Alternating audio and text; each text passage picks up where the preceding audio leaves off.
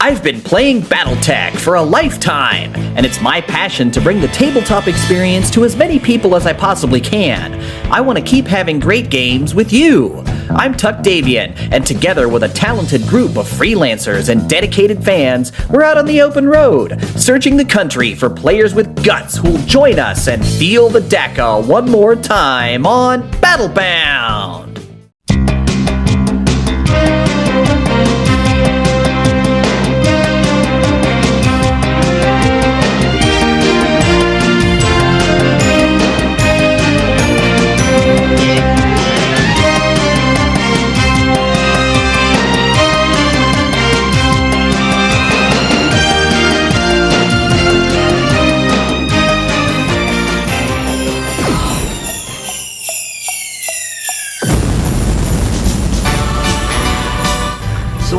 This morning we are going to the 9th annual Marcos Tijerina Invitational.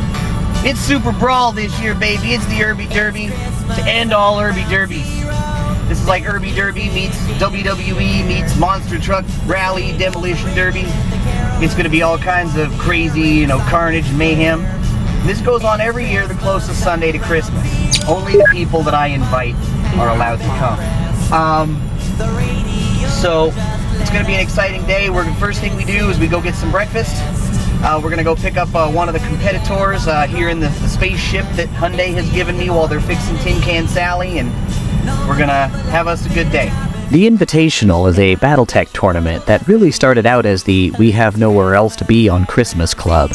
We'd played something that we had called Christmas Battletech for a couple years before we started keeping track of the results, but the name wasn't really placed on the event until sometime in 2015, when we decided to do it again, and then we retroactively granted the previous year's game the title of being the inaugural fight. The whole thing was started as a way to remember my friend, Marcos, who had taught me how to play Battletech, and if you're a longtime watcher of the show, you'll remember the time we drove past the house where I was very first taught how to play Battletech, and that is the person who taught me there, and that is who the tournament is so named for. And it was kind of like a celebration of life, like a get-together every year with your closest friends and just shoot some dice, eat some good food, and have a good time and make memories. In 2014, we started out with just 3 players, but we went up to 4 for the years of 2015 and 2016. Now, I thought 5 players in 2017 was enough to name the event Fully Loaded, but in 2018 we jumped all the way up to 8. We had 9 for custom mechs the next year, and COVID kind of hit us in 2020, but we resolved not to suspend the event and take proper precautions instead, and therefore the event only had 7 players in 2020. After I won a 4th one in 2021, where we had myself and 7 other players, I figured that whatever happened today in 2022, that I would likely not be walking back out the door with the championship I walked in with. So I just made a resolution to myself that I'd walk away with the most kills, show up, show out, and if that won me the game, then so be it. That would be good enough for me.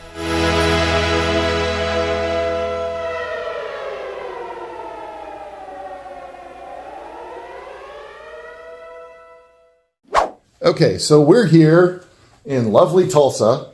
I'm here with Tuck. Yo, Say hi, what's Tuck. up, Battletech fans? We Tulsa, Oklahoma, daddy. There's me. We're brothers. This is the way it goes. I've never seen these, so I'm super excited. All right. Let's crack it. Now, we're gonna start with our urban mechs, because we have one tray of urban mechs that are cheerleaders for tomorrow's Urban Mech Invitational. I know it's got a real name, but it's an Urban Mech Invitational. Yeah, well, we're going with the Okie Urbie Super Derby or something like that. Oh, nice. Okay. Okie Indie Urbie Derby or something like that. It's an Urbie Mech Derby. We'll do it. I love the Arrow 4. And then these green guys, I've been watching you do these green guys for like however long. Yeah. I'm loving the regulars. The scorched metal. Yeah. I couldn't remember that color. Holy shit. And everything. Because I was afraid I was making Jade Falcon shit for a while. And then I added that color and I was like, oh, that's it. That's it. Man, he looks good. I was going to say, if the green bastard ever comes up on any of these variants, I'd be like, hey, can we borrow that? Absolutely. All these guys are usable. All right. Well, we're going to here. We out of here. We'll catch Pretzelbear you on the Tuck. space lanes, daddy.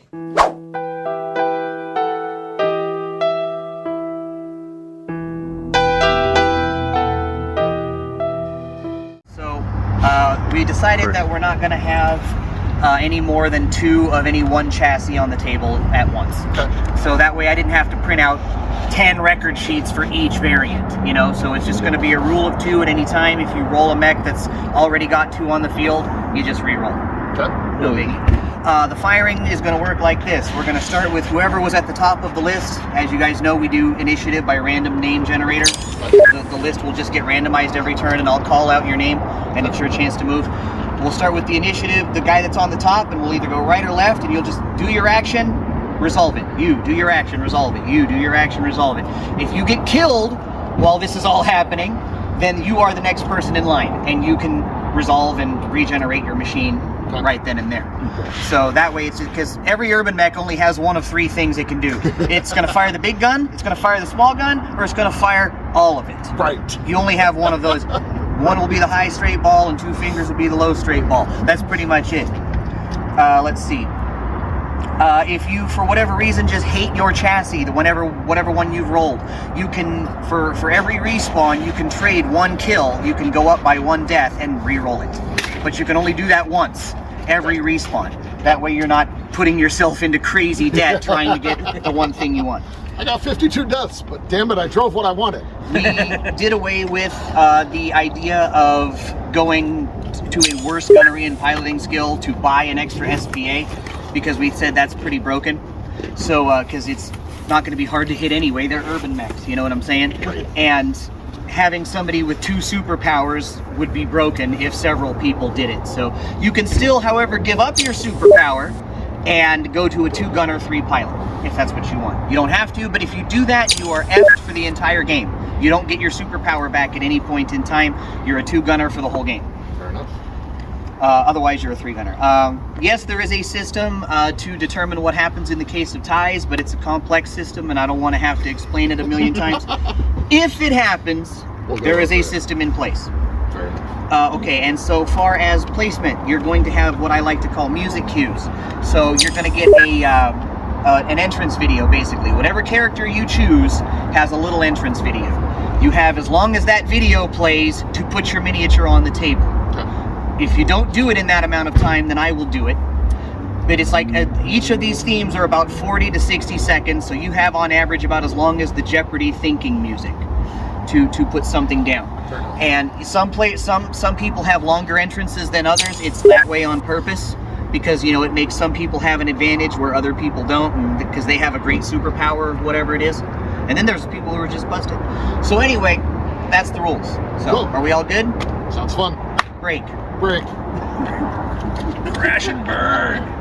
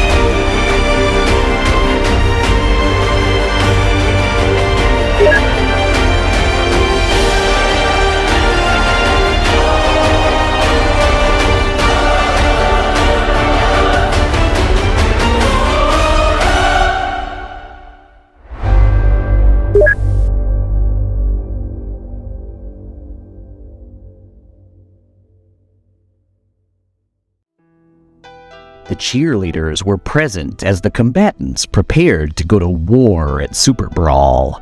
Everyone knew the stakes, they knew what was on the line, and invitational glory flashed through the pilots' minds as they prepared to lock up.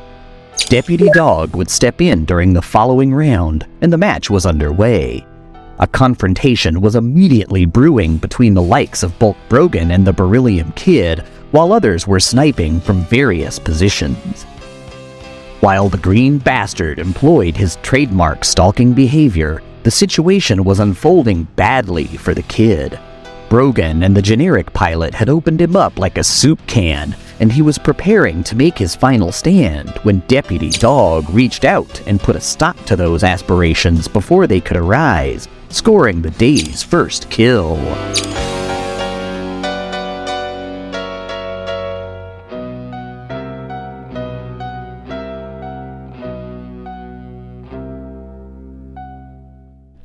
So, you got the first kill of Invitational 9 SuperBrawl, Biko!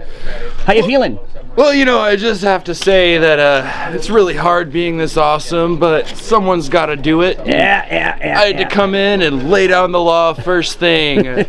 Really set the pace for the rest of the event. And hopefully that it doesn't come back to bite me. You know? You're Deputy Dog, right? I am Deputy Dog. Arr! Holler if you hear me! From there, it was pure carnage. Deputy Dog maintained his momentum and continued to lay down the law, taking down the generic pilot after the dance between he and Brogan was finished, and from there began intimidating his target inside the Beryllium Kid, now on his first respawn. Bulk Brogan planted himself firmly in the water after having been taken down by the generic pilot, but this strategy would ultimately not play out for him as well as he would hope.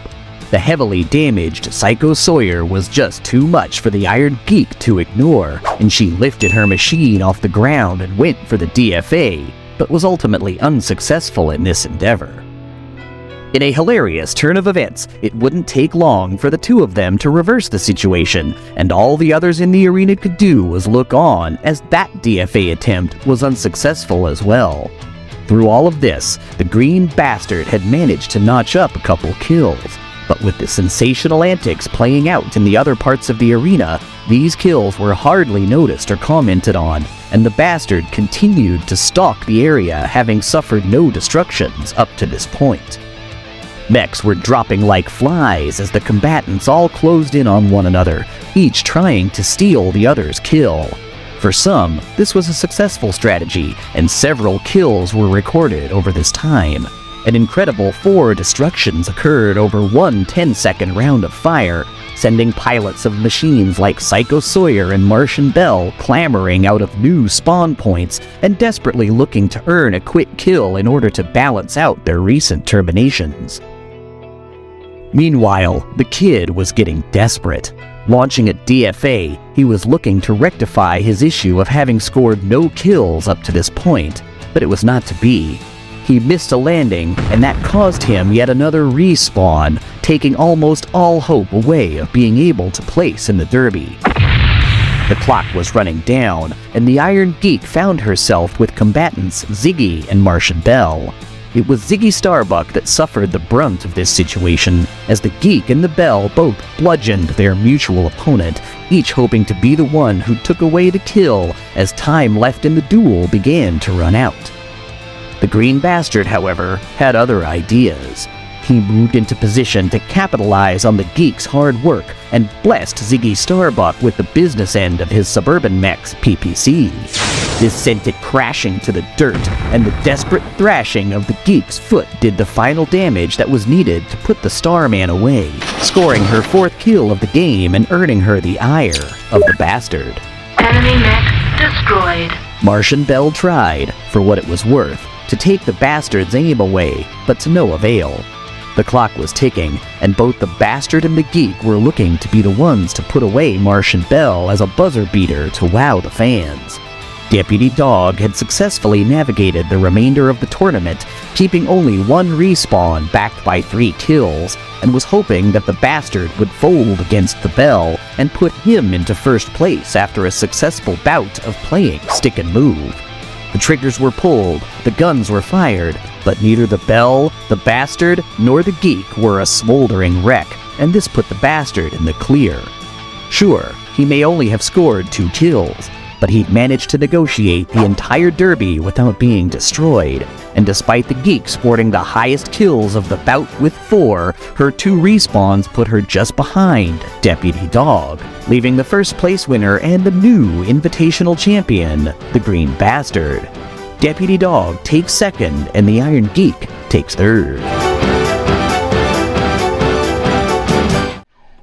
The number 3 slot, that would be second runner-up, would be me, the Iron Geek, 4 kills, 2 respawns.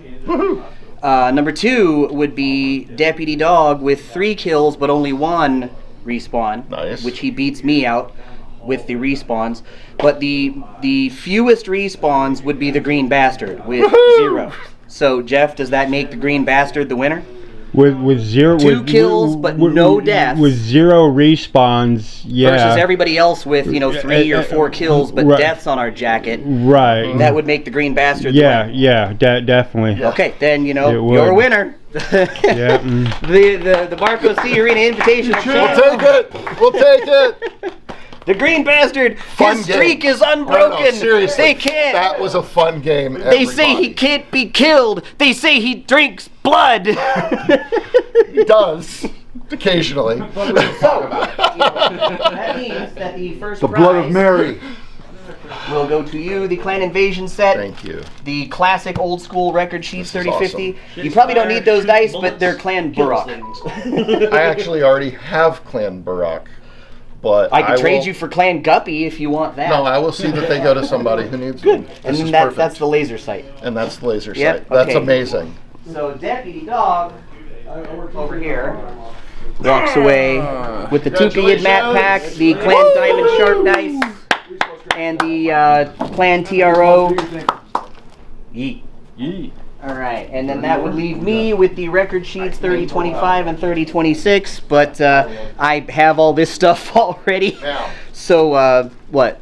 Oh, go ahead. No, I thought you had something Finish for your me. thing, 'cause I'm gonna do something. Will, you want them? Some Comstar dice and some... Sure. All right. I'll trade you for the Comstar dice. He has Clan Diamond Shark. All right, let's see. I was actually going to give this to you, Baiko, if you hadn't already won a prize.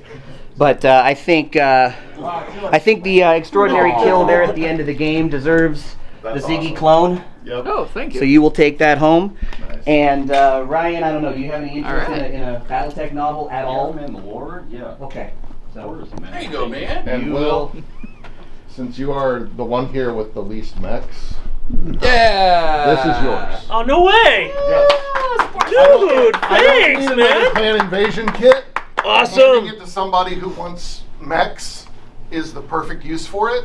So use them in good health. Awesome! Merry Absolutely. Christmas, BattleTech fans! Welcome Thanks, to man. BattleTech. Absolutely. Look at that! Look at that! I even got some of the little power armors in this set, man. Yeah. I'm gonna be sicking those on people. That's pretty awesome. Never. Like, oh, look, it's a bunch of little tiny battle armors coming at me. What could they do? Get the high roll. Like I said, coming into this, just by being here, this is my first solo road trip in 5 years. Since I had my medical shit start. So, Really cool. 4 hours. Hell yeah! Kansas Came in City. last night. Yeah. That's still So- something. Oh, Yeah, he's also our LCs very is first good. out-of-state competitor. But yeah, Never had an out-of-stater what's before. up, Well, I didn't take it home, but that's all right, because I kind of had a feeling. You walk into the room with 9 other folks at the table, you never know what's going to happen, and you got to be real lucky to walk away from that. But I did, however, achieve the goal that I wanted to achieve. I got the most kills, baby, 4. Count them, 1, 2, 3, 4. Knocked him out. Even went in there and stole 1. So, overall, I feel pretty good about my performance. I don't feel bad at all that somebody else took it, because, at some point I'd like to have a tournament of champions, and I can't exactly have a tournament of champions if I'm the one that wins all the time. So Variety is the spice of life, I say. It makes things more interesting. Folks, thank you so much. You've joined us here on this annual Christmas tradition. I sure hope that whatever Christmas traditions you celebrate at home go as well for you as this has gone for us. We love you all. Thank you so much. Merry Christmas, and we'll see you next year out on the space lanes.